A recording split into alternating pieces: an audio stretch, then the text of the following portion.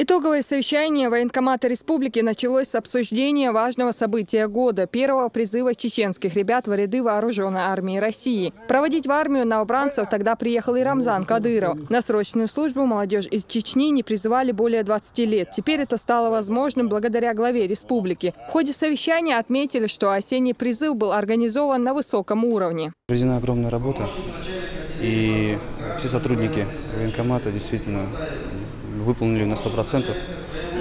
Сегодня мы это слышали, заслушали все итоговые доклады начальников отделов. Но наряду с этим работы еще очень много. Это и по медицинскому сопровождению, и по МОП-готовности.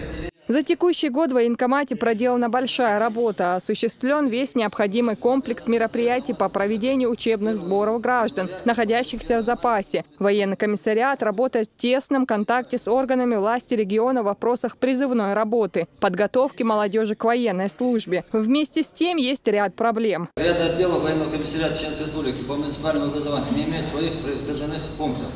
Отдел по Нажутовскому району, ко всему прочему, располагается в очень неудобном месте, здание, в которое нет даже подъездных путей.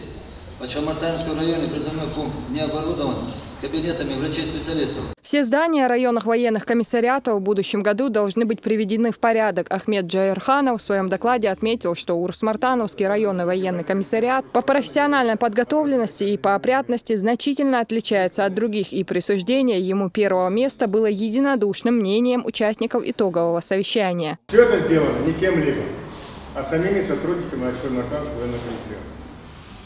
Своими руками. Это они сделали. Никто, ни денег не было, ни помощи не было, ни субботника нашего стороны не было. Они сами пытались, сами делали днем и ночью. Спасибо вам, коллективу. Спасибо большое.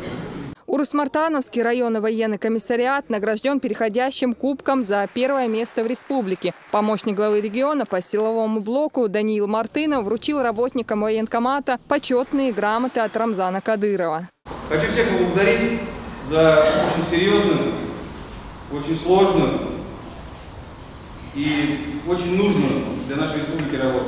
Присутствующие выразили уверенность в том, что и в дальнейшем военный комиссариат республики будет достойно справляться с задачами по повышению качества обязательной и добровольной подготовки граждан, в том числе по военно-учетным специальностям, состоянию здоровья и уровню образования.